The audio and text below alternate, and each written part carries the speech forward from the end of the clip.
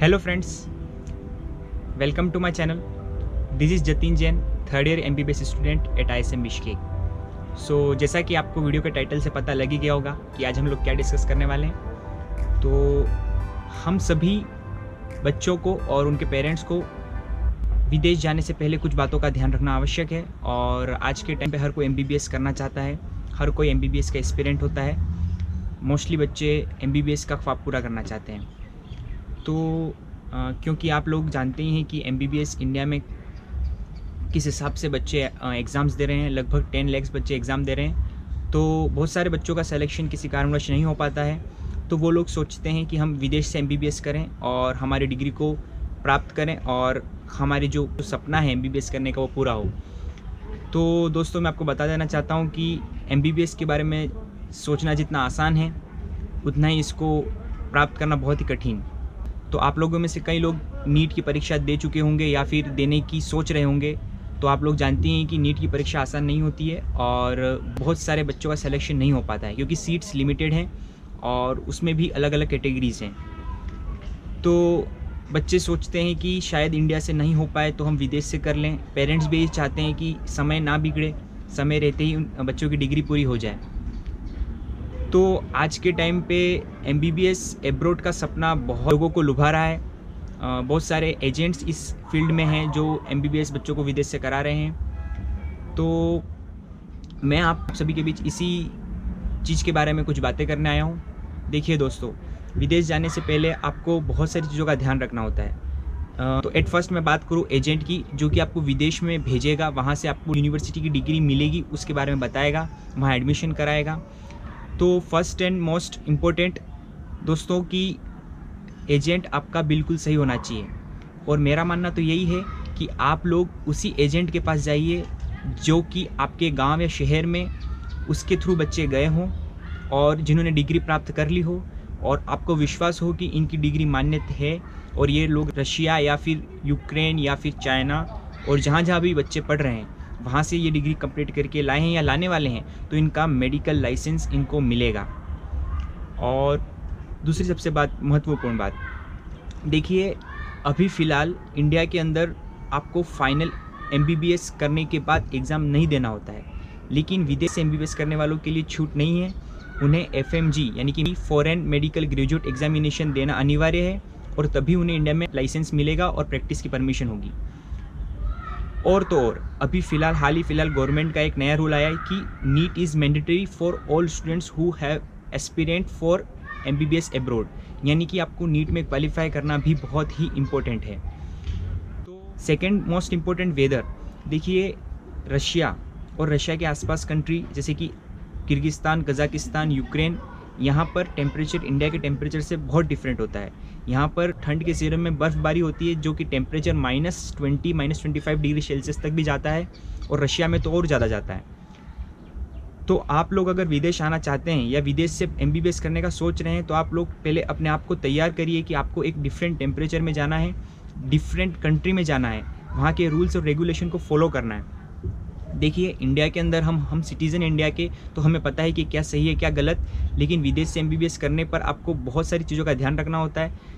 हम जैसे इस कंट्री में हैं तो हमें यहाँ के रूल्स रेगुलेशन फॉलो करने होते हैं, ट्रैफिक रूल्स फॉलो करने होते हैं, यहाँ की जो सिटीजन्स रूल है वो फॉलो करने होते हैं। यहाँ तो बहुत सारी चीज़ें हैं जो आपको ध्यान रखनी होती हैं। ये चीज़ें आपको शायद एजेंट सब नहीं बता पाए और यूट्यूब पर बहुत सारी वीडियो इस सिलसिले में आपको मिल जाएंगी। और उसके बाद MBBS एब्रॉड वाले बच्चों के लिए सबसे सेल्फ डिपेंडेंट होना होगा। देखिए अगर आप इंडिया में हैं, आप अपने घर पर हैं या फिर आप इंडिया में किसी भी कोने में हैं, तो शायद आपके पेरेंट्स आपके लिए वो हर चीज़ अवेलेबल करा पाते हैं या करा सकते हैं जो कि आपको नेसेसरी हो। आप शायद सेल्फ डिपेंडेंस पूरा ना हो पाएँ, लेकिन विदेश में ऐसा नहीं है। आपको अपने सेहत का, स्वास्थ्य का, आपको अपनी पढ़ाई का सब कुछ ध्यान आपको स्वयं ही रखना होगा। देखिए सेहत अच्छी होगी तो पढ़ाई भी अच्छी होगी। देखिए विदेश में यही एक खासियत है कि आपके साथ सब कुछ हो जाएगा लेकिन आपकी पढ़ाई नहीं हो पाएगी, आप अपने स्वास्थ्य पे नहीं ध्यान दे पाएंगे। तो ये आपको खुद ही रखना होगा। आपको अपने कपड़े, आपको अपने हाइजीन का ध्यान स्वयं रखना होगा। यहाँ पर आपके लिए कोई नहीं है, ना आपके माता पिता हैं, ना आपके भाई बहन हैं। नॉर्मल स्टूडेंट के लिए बहुत ही स्टार्ट में मुश्किल हो सकती है कि वो कहाँ जाए, अपने आप को कैसे एनवायरनमेंट में ढला है, तो ये कुछ मुश्किलों का सामना उसे करना पड़ सकता है। तो आप इन सब चीज़ों के लिए तैयार रहिए। और सेकेंड थिंग, यहाँ के जो यूनिवर्सिटी के रूल हैं वो कुछ इंडिया से डिफरेंट है। जैसे कि इंडिया में सेमेस्टर वाइज एग्ज़ाम होता है, यहाँ पर भी सेमेस्टर वाइज एग्ज़ाम होता है, लेकिन आपको बीच बीच में क्लासों का अटेंडेंस है, अटेंडेंस स्कोर आपको बहुत ही मैंडेटरी है, यानी कि बहुत ही ज़रूरी है। अगर आपने क्लासेस मिस कर दी तो शायद लास्ट टाइम पे, यानी कि सेमेस्टर के एंड टाइम पे जब आपके एग्ज़ाम्स होंगे तो आपको शायद एग्ज़ाम्स की परमिशन ही ना मिले। तो अटेंडेंस यहाँ पर मोर देन 90% अटेंडेंस यहाँ पर इम्पोर्टेंट है। तो आपको क्लासेस मिस नहीं करनी है। आप चाहे किसी भी यूनिवर्सिटी में चले जाइए, रशिया में चले जाइए, किर्गिस्तान में चले जाइए, यूक्रेन में चले जाइए, कजाकिस्तान में चले जाइए, लगभग सभी जगहों का रूल सेम है। तो ये कुछ पॉइंट्स हैं। सेकंड बात करें, आपने जो यूनिवर्सिटी चूज़ की है क्या वो सही में MCI रिकॉग्नाइज्ड है? बहुत ही इम्पोर्टेंट चीज़। देखिए क्या होता है कि स्टार्ट में आपको एजेंट पर भरोसा तो आ जाता है, आप सब कुछ एजेंट को पे कर देते हैं, और बहुत सारे लोग ये सोचते हैं कि शायद सस्ता है तो अच्छा है, कोई दिक्कत नहीं है। देखिए जो MBBS का जो बजट है वो 25 लाख से लेकर 30, 35 और 50 लाख तक भी जा सकता है। अलग अलग कंट्रीज़ की अलग अलग यूनिवर्सिटी का अलग अलग रूल्स है, अलग अलग उनका क्राइटेरिया है, उनका एडमिशन का प्रोसीजर है। तो आप पहले सस्ता और महंगा मत देखिए, आप यूनिवर्सिटी की रिकॉग्नाइजेशन देखिए। इन सब चीज़ों के लिए आपको MCI की वेबसाइट पर सब कुछ मिल जाएगा। आपको इस यूनिवर्सिटी के बारे में यहाँ तक की इन्फॉर्मेशन मिल जाएगी कि उस यूनिवर्सिटी का MCI का FMG एग्ज़ाम पासिंग रेशियो क्या है, और वहाँ पर कितने बच्चे भी फ़िलहाल पढ़ रहे हैं, कितने बच्चों ने MCI का एग्ज़ाम दिया, और क्या वो सच में रिकॉग्नाइज्ड है।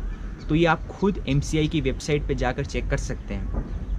होता क्या है कि बच्चे 5 और 6 ईयर का MBBS कोर्स करके इंडिया तो आ जाते हैं, लेकिन जब वो इंडिया में आते हैं तो प्रॉब्लम क्या होती है, जब उन्हें पता चलता है कि मैं जिस यूनिवर्सिटी में पढ़ा या पढ़ी उस यूनिवर्सिटी की तो डिग्री वैलिड नहीं है, तो फिर आपको कोई मदद नहीं करने वाला है, आपको फिर से वापस कोर्स को रिपीट करना ही आपके पास ऑप्शन बचेगा। तो ये बहुत ही ज़रूरी पॉइंट है। देखिए अभी फ़िलहाल पेंडेमिक चाइना में हो रहा है, तो बहुत सारे बच्चे इंडिया वापस आ गए हैं, और इसी घड़ी में गवर्नमेंट ने कुछ रूल्स भी आए थे, और कुछ न्यूज़पेपर में एक इसके बारे में डिस्क्रिप्शन भी आया था कि चाइना की डिग्री शायद वैलिड नहीं हो। हरियाणा सरकार ने चाइना की डिग्री धारकों को MBBS की प्रैक्टिस करने से मना कर दिया है, ऐसा भी कुछ सुनने में आ रहा है। तो ये सब आप चीज़ें पहले देखिए, समझिए और इसकी जानकारी पूरी प्राप्त करें, उसके बाद ही आप एडमिशन का प्रोसीजर करिए मेरे हिसाब से तो। क्योंकि जब मेरा टाइम था तब मैंने भी इन सब चीज़ों के लिए बहुत चीज़ों को देखा था, अलग अलग एजेंट्स के पास गए, क्योंकि एजेंट्स तो आपको लुभाएंगे, आपको हर कोई एजेंट के पास जाएंगे, आपको अच्छा ही लगेगा कि शायद ये अच्छा है, वो बुरा है, ये अच्छा है, वो अच्छा है। तो आप इन सब चीज़ों से पहले आप अपने आसपास बहुत सारे बच्चे होंगे, उनसे मिलिए, उनसे जानिए कि सही में वो जो एजेंट है वो सही है या नहीं, या जो डिग्री जिस यूनिवर्सिटी से आपको मिल रही है या वो सही है या नहीं। उसके बाद आता है टाइम पीरियड। देखिए टाइम पीरियड बहुत ही ज़्यादा इम्पोर्टेंट है।